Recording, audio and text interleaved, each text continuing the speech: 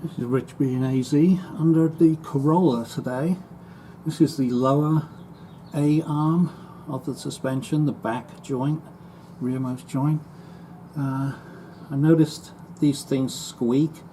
I think both internal, the front and the back squeak. Some people have been using the silicone grease back there. I'm going to try spraying it with my patented tire lube. See if that stops the squeak. It's a mixture of Murphy's oil, soap and water. Putting a bit on the front too. I'll just do the one side. I'll do both. Took the Corolla out for a little spin around the neighborhood to test the squeakiness. Squeaks are all gone.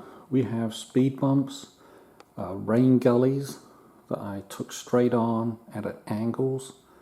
Bumped up over a curb at an angle going into the driveway. Not a problem, all the squeaks were gone. Now the only question left is, how long will it last? I'm suspecting not very long, unlike the silicone greases that people are putting in. But yeah, gets rid of the squeak.